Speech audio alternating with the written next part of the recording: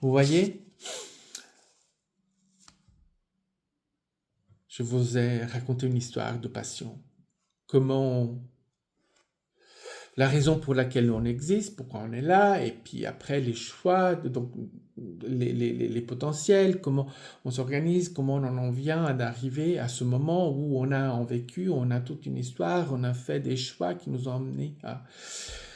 Et certains diraient que voilà où je suis arrivé maintenant, bah, c'était ma destinée. Moi je dis, ça c'est des conneries. Ce n'était pas ta destinée parce que tu aurais pu aller dans une direction complètement différente et cela aurait été exactement la même chose. Tu te retrouverais quelque part en train de dire, voilà ma destinée.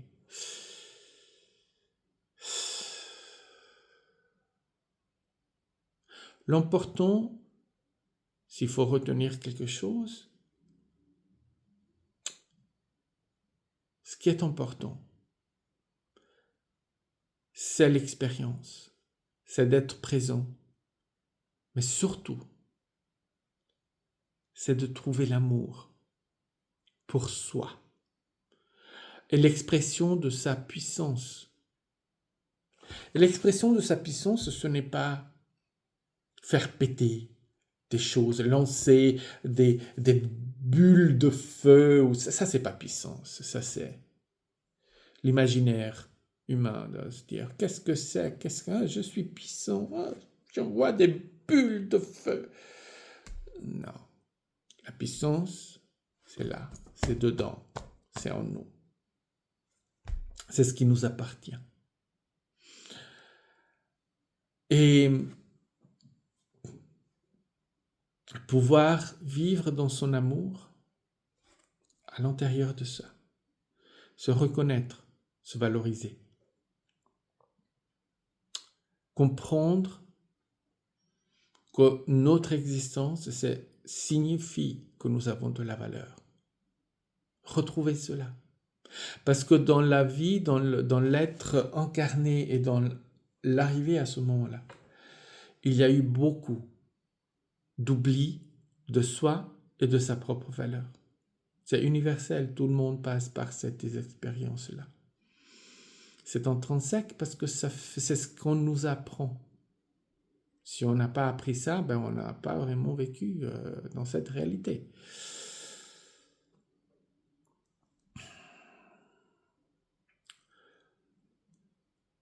La base pour se reconstruire, c'est de reconnaître cela.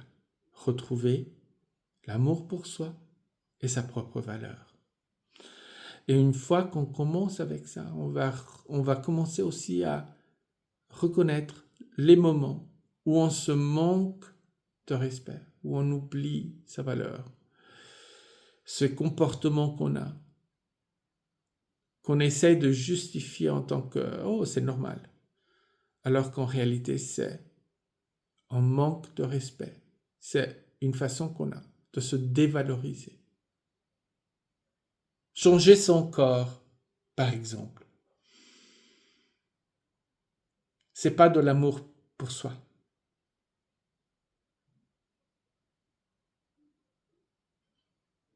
En général. Et parfois, c'est nécessaire pour trouver cet amour. Donc, c'est pas un jugement, mais quand on trouve le besoin de changer son corps, c'est qu'on s'aime pas. C'est un exemple. Les tatouages, c'est pas de l'amour propre. Se remplir de trous, c'est pas de l'amour propre. C'est pas de l'amour pour soi. C'est un besoin d'exprimer un mal-être.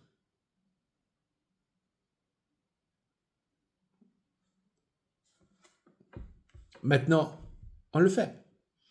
Et peut-être ça nous fait sentir mieux, ou peut-être pas. Si on continue, c'est que on ne se sent pas vraiment mieux.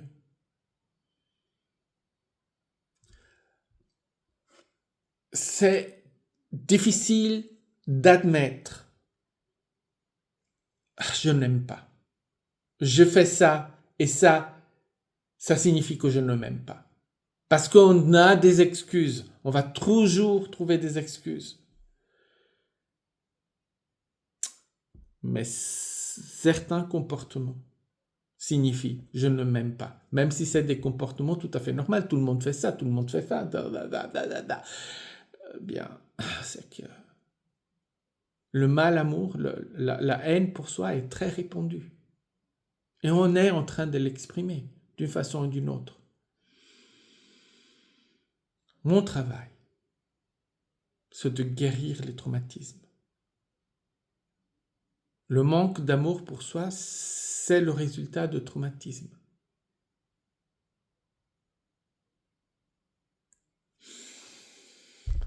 C'est pas mauvais, on n'est pas en train de faire quelque chose de mauvais ou quelque chose de répréhensible. On est en train d'avoir une expérience. Maintenant, il faut commencer à aller dans la compréhension. Pourquoi j'ai ce comportement? Pour pouvoir après guérir.